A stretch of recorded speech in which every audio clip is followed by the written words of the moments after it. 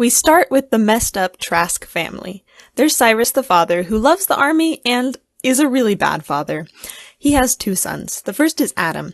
Adam's prevailing personality trait is that he doesn't know what to do with his life, like, at all.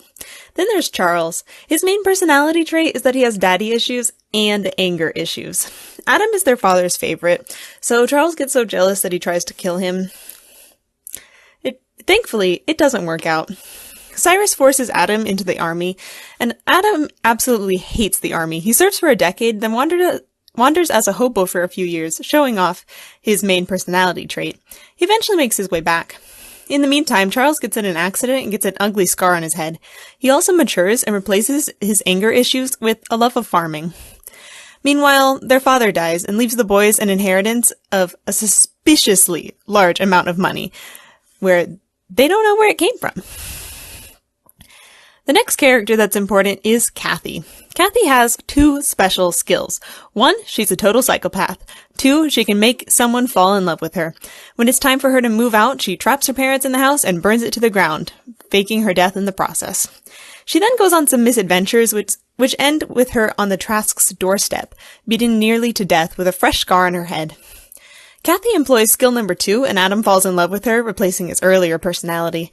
They get married and move to California. Their neighbor is also one of our main characters, Samuel Hamilton. Samuel is a well-liked Irishman with a well-liked big family. He is full of hope and big ideas.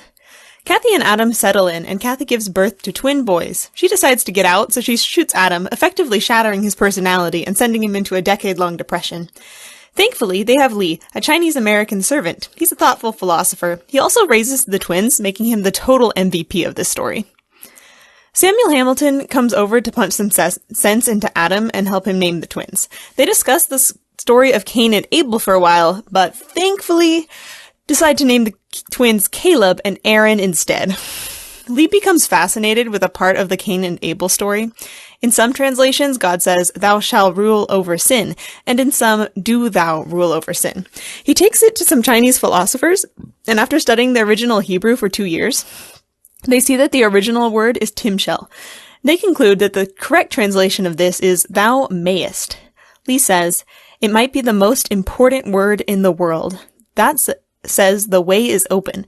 That throws it right back on a man. For if thou mayest, it is also true that thou mayest not."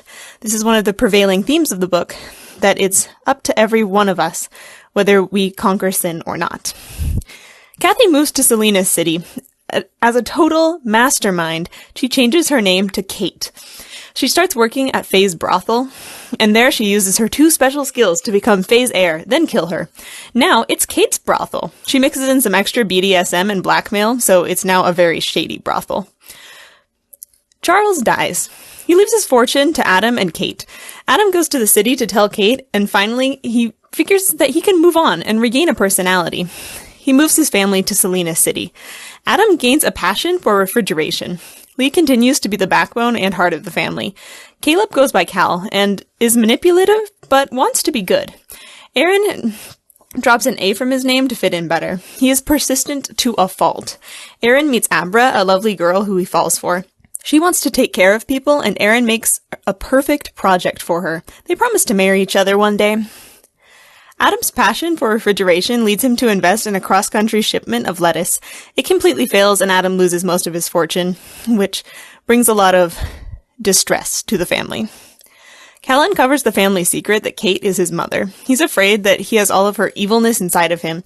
Lee, always the superstar, gives him a lecture about Timshel. He decides to be good or evil. It's his decision.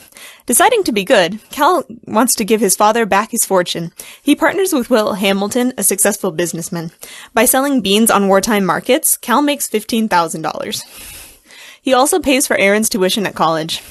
Aaron hates college and decides to quit. He comes home for Thanksgiving, not planning on going back at all. Enter our happy Thanksgiving feast, and the whole family is assembled. Cal gives the money to Adam, and Adam totally rejects it. Adam does not want to profit off the war. He says, "I would have been so happy if you would have given me, well, what your brother has. Pride in the thing he's doing, gladness in his progress, money, even clean money, doesn't stack up with that." Which is, of course, totally unfair, because Aaron hates college and isn't glad in what he's doing at all. So Cal absolutely loses it. He worked so hard, but Aaron is still their father's favorite. In revenge, he takes Aaron to see Kate. Aaron thought that their mother was dead this whole time and reacts in absolute horror to the truth that she runs the shady brothel. In reaction, Kate commits suicide and wills everything to Aaron. Aaron leaves to join the army, sending back 2 postcards to 1, his father, to let him know where he is, and 2, Abra, to break up with her. Cal is full of guilt for making Aaron leave, feeling like it's completely his fault. Abra comforts him, and they cautiously start a romantic subplot. A telegram comes months later. Aaron is dead. The shock is so bad that Adam has a stroke. Half paralyzed, he is on his deathbed. Cal blames himself for the whole misfortune, and he feels he is irredeemably doomed. Lee says to Adam, "Give him your blessing. Don't leave him alone with his guilt. Adam, can you hear me? Give him your blessing."